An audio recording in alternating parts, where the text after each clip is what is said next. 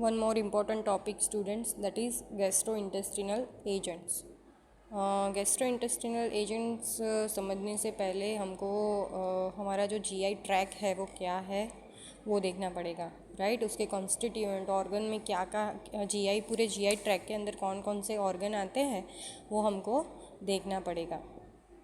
C what are GI agents. हम GI agents किसको बोलते हैं? तो GI agents are used in various GI disease and disorder. ऐसे एजेंट्स जिसका यूज़ करके हम कई सारे जीआई डिसीज़ एंड डिसऑर्डर को दूर कर सकते हैं, उसकी ट्रीटमेंट में उसको यूज़ कर सकते हैं, उसको हम गैस्ट्रोइंटेस्टिनल एजेंट्स बोलते हैं। Now what are the GI tract constituent. यहाँ पर mouth, teeth, tongue and salivary gland जो है वो मिलके एक ऑर्गन। देन फेरिंग्स क्या काम करता है? वो respiratory tract and GI tract को अलग करके रखता है। देन ईसोफेगस, अन्न नली जो बोलते हैं वो, स्टमक यानी पेट, लीवर, देन गोल ब्लैडर यानी पित्ताशय, पेंक्रियाज यानी स्वादुपिंड, then large and small intestine, appendix, आंतरडू जे कहिए ते, रेक्टम एंड एनस, राइट। अब हम देखेंगे various GI diseases. So first one is constipation. Constipation पता है आप सबको, this situation cause difficulty in faeces evacuation, stool pass करने में प्रॉब्लम होना। Then diarrhoea which is characterised by liquid stools, increase stool weight and frequency of defecation. आपको बार बार defecation के लिए, स्टूल पास करने के लिए जाना पड़ेगा। Then dyspepsia, that is indigestion, epigastric discomfort और पेन। इंडाइजेशन होगा तो हमको स्टमक में ऑब्वियसली हैवी फील होगा एंड पेन होगा, उसको बोलेंगे डिस्पेप्सिया। देन गैस्ट्रो ओइसोफेगल और oesophageal reflux disease, that is GERD। यहाँ पर क्या होता है? Reflux of gastric content into oesophagus, मतलब यहाँ स्टमक से जो भी कंटेंट है वो वापस कहाँ जाता है? ईसोफेगस में। पेप्टिक अल्सर डिसीज़, तो जो जीआई का म्यूकोजल लेयर है वहाँ पर ब्रेकडाउन हो जाता है और उस ब्रेकडाउन को रिजॉल्व करते करते जो ब्लड वेसल्स वहाँ पर होती है वो ब्लड क्लॉट करके एंड थोड़ा ये जो हेलिकोबैक्टर पाइलोरी करके बैक्टीरिया होता है वो ये इन्फेक्शन कॉज करता है एंड उसकी वजह से अल्सर होता है स्टमक के अंदर।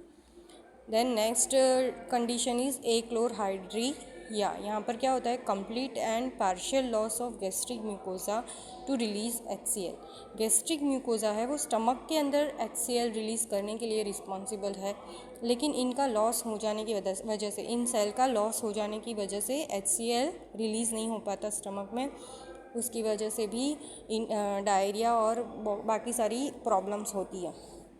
आपको एग्ज़ाम में पूछते हैं क्लासिफिकेशन ऑफ जीआई एजेंट्स। तो first is acidifying agent.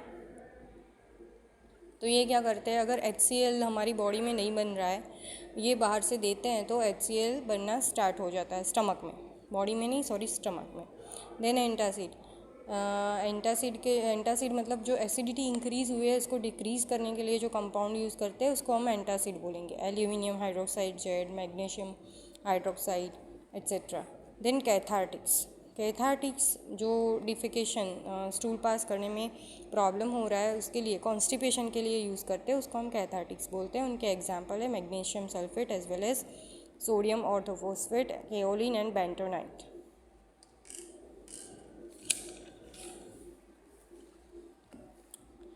What are acidifiers और एसिडिफाइंग एजेंट? जो एसिडिटी को इंक्रीज़ करे, स्टमक की एसिडिटी को इंक्रीज़ करे, उसको हम बोलेंगे एसिडिफायर्स।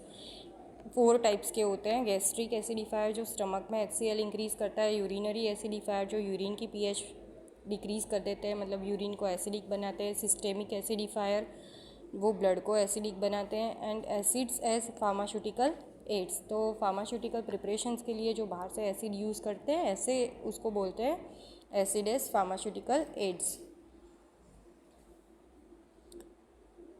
फिजियोलॉजी ऑफ एसिड फॉर्मेशन, तो जनरली एसिड फॉर्मेशन में कौन टेक पार्ट करता है? गैस्ट्रीन है, एक लोकल हार्मोन ऑटोकॉइड है, देन एसिटाइल कोलाइन है एंड हिस्टामाइन है। ये तीनों मिलके क्या करते हैं? एसिड सिक्रीशन करते हैं स्टमक के अंदर। अब सिक्रीशन को डिक्रीज़ कौन करता है या फिर कम कौन करता है या फिर बंद कौन करता है? तो प्रोस्टाग्लैंडिन E2 एंड I2 उसको इनहिबिट करते हैं, HCl सिक्रीशन को इनहिबिट करते हैं। अब जो मैंने बोला था आगे के पैराइटल सेल, म्यूकोसल सेल के अंदर ये जो सेल होते हैं वो प्रोटॉन पंप यानी K+H+ ATPase पंप को एक्टिवेट करते हैं एंड स्टमक के अंदर HCl सिक्रीट करते हैं।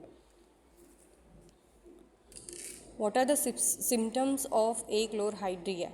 यहाँ पर क्या हो जाता है, जब HCl सिक्रीज नहीं होता है स्टमक के अंदर तो जो कंटेंट है वो एज इट इज़ रहता है और वही कंटेंट पास होते हैं एनस तक।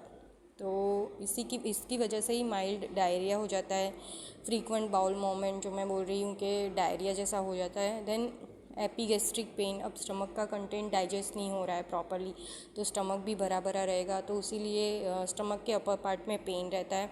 Lack of formation of intrinsic factor required to transport of vitamin B12 result in pernicious anaemia. इसका मतलब है कि जो आरबीसी फॉर्म होते हैं उसके लिए हमको चाहिए विटामिन B12। तो वो विटामिन B12 है, वो जो इंट्रिंसिक फैक्टर जो डाइजेशन के बाद डेवलप होता है वो डेवलप नहीं होता है। इसकी वजह से विटामिन B12 जो है वो आरबीसी तक उसके फॉर्मेशन के लिए जो चाहिए वो नहीं पहुंचता है, उस जगह नहीं पहुंचता है एंड उसकी वजह से हमको पर्नीशियस एनीमिया हो जाता है।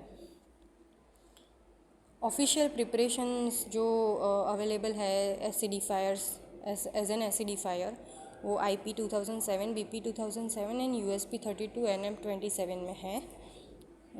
अमोनियम क्लोराइड उसको हम उसका दूसरा नाम आप सिनोनिम खास याद रखिएगा क्योंकि उसके ऊपर से ही मोस्टली क्वेश्चन आते हैं।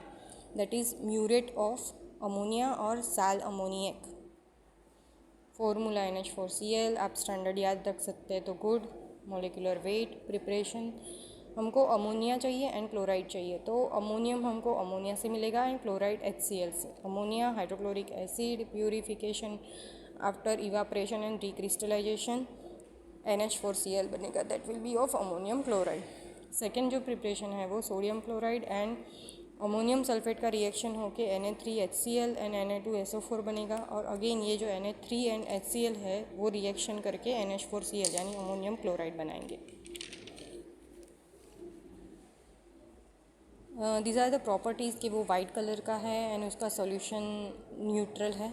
यूज़ जो कैटेगरी में वो कंपाउंड आता है वही यूज़ है, that is acidifier, expectorant and diuretic. Diuretic यानी वो यूरिन की फ्रीक्वेंसी को इंक्रीज़ करते हैं।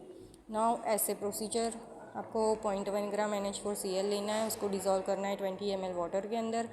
देन आपको mixture of 5 ml formaldehyde solution add करना है which is previously neutralised with phenolphthalein solution और उसको टाइट्रेट करना है 0.1 molar NaOH that is sodium hydroxide के साथ।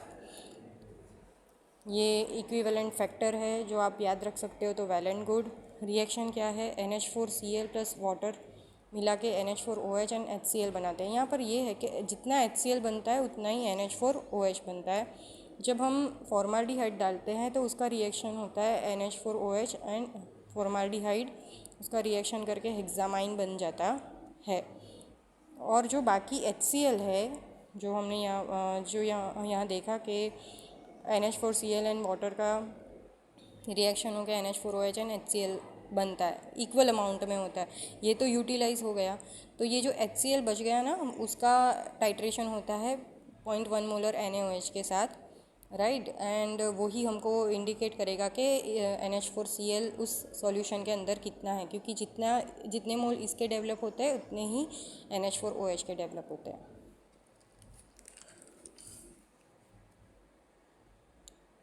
Official preparations are ammonium chloride injection and ammonium chloride mixture. Now dilute hydrochloric acid, second compound is HCl, formula HCl. Preparation 274 gram concentrated HCl आपको उसको mix करना है 726 gram of purified water के साथ। Properties वो colourless liquid है, acidic है, turns blue litmus paper red. Then uses in case of achlorhydria, acidifying agent in pharmaceutical preparation.